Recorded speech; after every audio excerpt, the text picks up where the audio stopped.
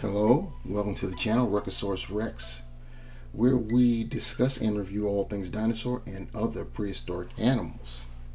What we have before us now, we have got one of the big boys from the Beasts of the Mesozoic Ceratopsian series.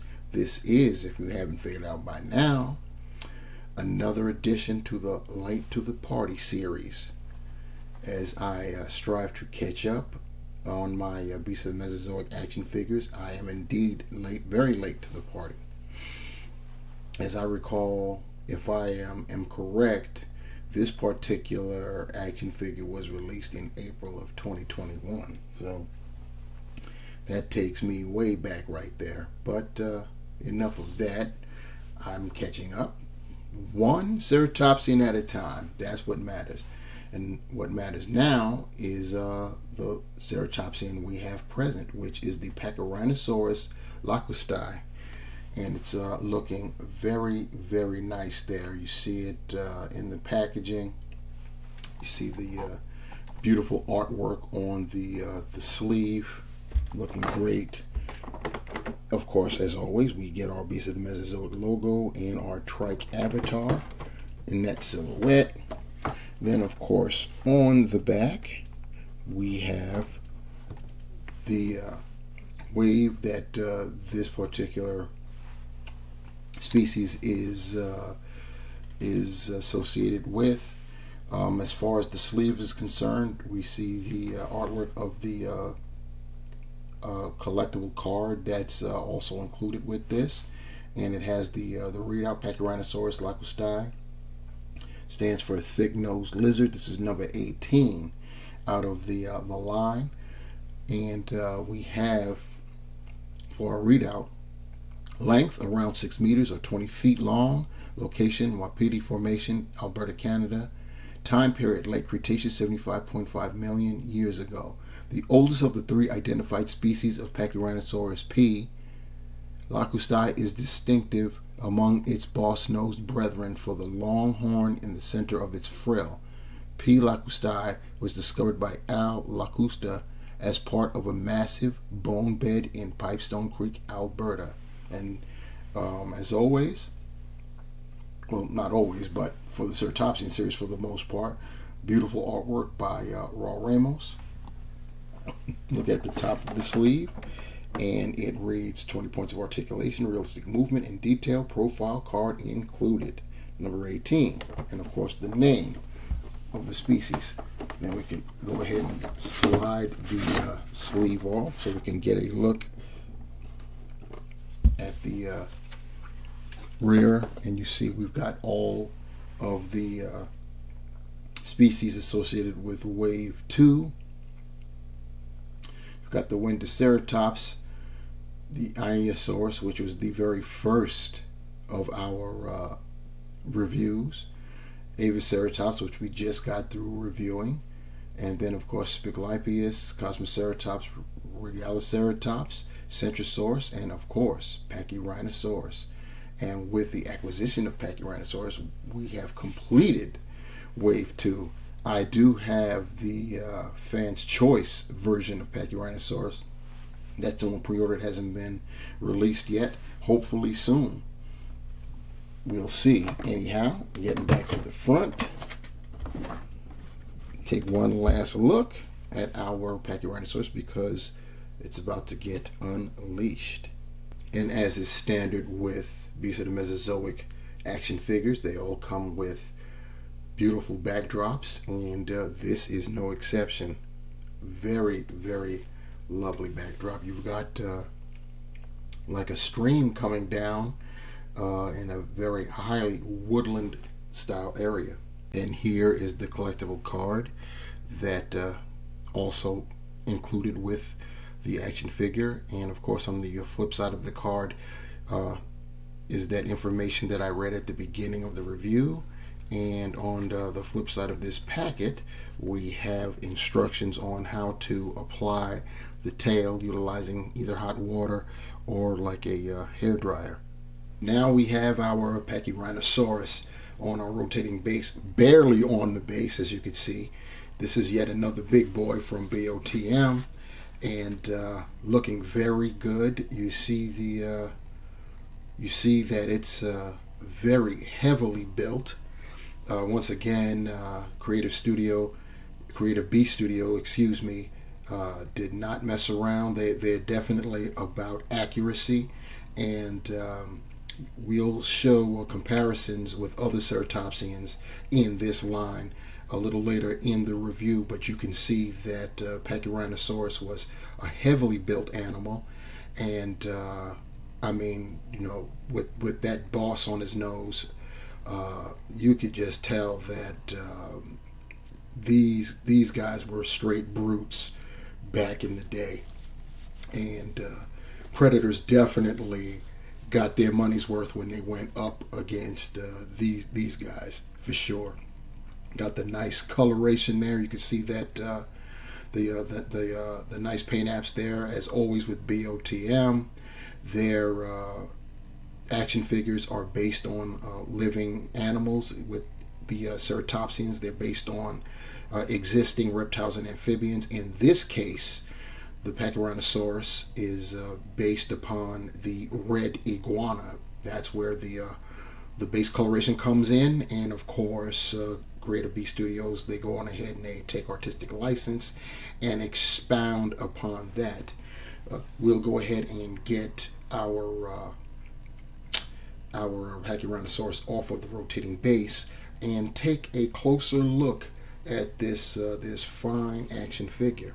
I'm going to start just mentioning the size of the action figures or even the models when we do models like PNSO or Nanmu or what have you. It's going to be the same thing. You're going to end up being informed on the size, and we'll just go like there. In this case, Pachyrhinosaurus, the beast of Mesozoic Pachyrhinosaurus, is measured in at 15 inches.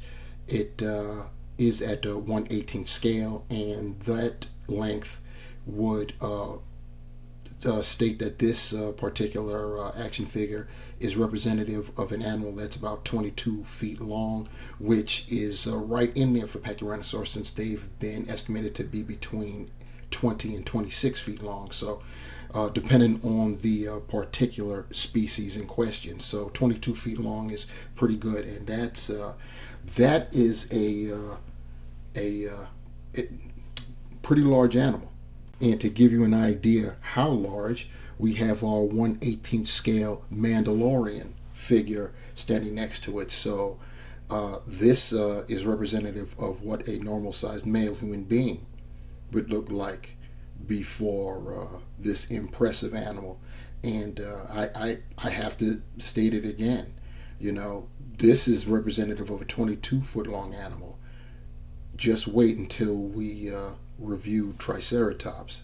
Now, getting a closer look at our Pachyrhinosaurus, of course, as always, we start with that head sculpt, that skull, as is the case with all ceratopsians from my perspective, are their most impressive features.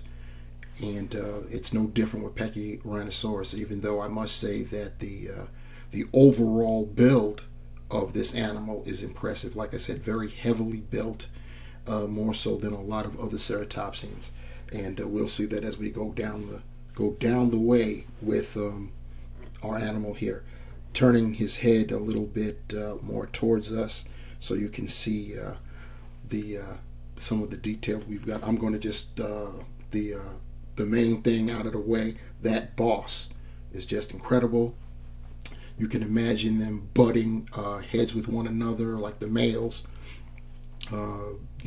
challenging one another over mates or defending themselves against predators.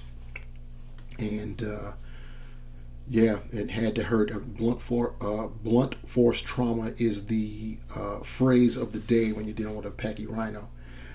Looking at the rest there, you see once again, based on the red iguana, so you see that the reddish coloring. You've got some blue-green, more paint apps there. You got yellows and some browns there that are dry brushed over, so you can see the scalation. It's beautiful there. The eye is painted like an orange, like a blood orange with the black pupils. You have going along the cheeks there some more of that blue-green painting there, and then you see it splotched along the frill. The frill, speaking of the frill, looking at it, see if I can lower the head a little bit, and you can see more of that brushing to make the scales pop. We've got more of that blue-green design going around the, we'll call it the cranial spikes there, and surrounding those in a nice pattern. And looking straight on at our Pachyrhinosaurus, you see the spike design going along there, pretty nice. That blue-green striping going along the outer area of the frill. You see that there, and once again you've got that brushing, dry brushing, that's making the scales just stand out. So that's pretty nice there. Pretty nice. Looking behind, nothing really special there. It's the same color as the base of the paint base right there, and there's no designs going on there. There is some slight dry brushing there, so you can see the difference in the scales. And then looking at the neck, it's more of that brick reddish type color with the dry brushing, and it's basically the design on the Pachyrhinosaurus is pretty simplistic compared to other BOTM figures that we've gotten. The underside, it's got that green color that I spoke of. In fact, that's the entire underbelly there. You got right there. Looking at the forelimbs, it's basically that color. There is some tan going on there, like at the front of the lower forelimb, and the toes painted nice and black.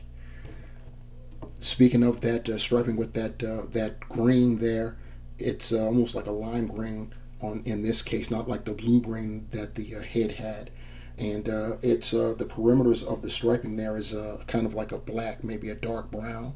And speaking of that dark brown, looking at the top there, you've got brown striping, darker brown stripings that go on either side of the body, and it works its way down to the lower torso. You've got black paint to demonstrate the osteoderms, both in the front there too. And then on this hind leg, you've got them going down there. And yeah, like I said, very simplistic in its coloration. I actually appreciate that. And of course the toes are painted here too. Then we look at the tail, more of that striping down the tail. It's pretty consistent. This entire paint job is consistent and very simplistic. There aren't many colors being used there. And you get the same thing on the other side there. Pretty nice. Pretty nice. Then when we're talking about our articulation there, we've got 20 points, as was stated in the box, and most of the Ceratopsians, that's what they have.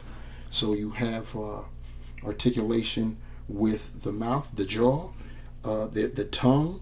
If I can reach it, I may have to use something to try to get to it, but the tongue is also articulated. See if I can get it to move a little bit. And I just moved it all the way down. It went further than I wanted it to go. But there it is. Now you can see it. The tongue is articulated as well. The head is articulated, so you can go up and down and left and right, and you can actually swerve it. You can, the neck has articulation as well. It's kind of tight on this guy, but you can get it to go up and down somewhat, and especially in conjunction with the head, so you can get it to turn. You've got, of course, that body articulation, which you can go up, down, and swivel, and go side to side as well. As far as the forelimbs, you can rotate them. You can splay them out a fair amount too. And like I said, you could rotate them. You've got articulation at that elbow right there, and they swivel out as well. You got articulation at the ankle slash front foot. Go up, down. It'll rotate and it'll pivot. So that's pretty cool. The hind leg can rotate. It can splay out just a bit, not much. You do have articulation there at the knee, but not much. That secondary joint, or the ankle if we want to call it that, you've got articulation there. And then of course the foot will go up, down, and it will rotate. And then of course with the tail, left, right, up, down, and you could swivel it if you so chose to do so. And now for some comparisons, our Pachyrhinosaurus with other centrosaurine dinos, and I've got enough of these action figures that I can now do comparisons with the respective suborders. So that's pretty cool here. So we've got the Medusa ceratops. This is the standard release, and now we have our Pachyrhino next to quite possibly my favorite ceratopsian in this series. We're talking about the Xenoceratops. And now we have our Pachyrhino next to Big Mama herself, Centrosaurus, the type species for which centrosaurines all fall under. And finally, we've got Avaceratops, which we previously reviewed. And you can see the size differences there, straight up night and day. So in conclusion, our beast of the Mesozoic, Pachyrhinosaurus, which is this is the standard version of that beast. There is a fan's choice, which I also have on pre-order. Supposed to come in sometime this month. We're talking about January 2023 here. So we will review that, and it has different coloration. And speaking of that coloration, this particular species that BOTM has given us is probably has the most simplistic color patterns out of all of their action figures. It's nothing too elaborate, flamboyant, vibrant, bright, unrealistic, whatever you want to call it.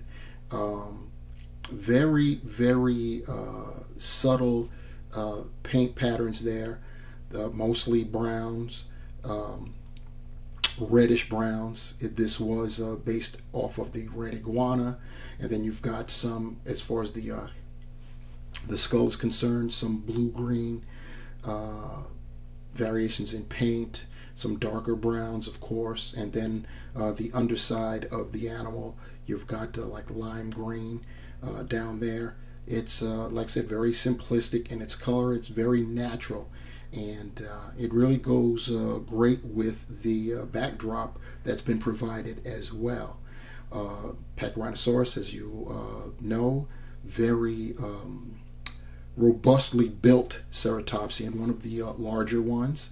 What did I state before? About between 20 to 26 feet they were known to, or estimated to have grown to. So this is definitely one of the larger species, and definitely one of the larger action figures in this line.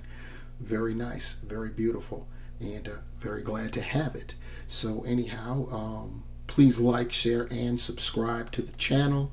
Definitely help support, keep us going, and I will try to continue to review more dinosaurs as they become available, and definitely loving that. Please leave your comments below, questions, critiques, anything you want to add on or correct. If you have any concerns, they all go down in the comment section below. If you want to be notified when I upload another video, hit the bell and you shall be notified. And once again, beast of the Mesozoic, Pachyrhinosaurus, very lovely figure. And thank you guys for hanging with me. Take care.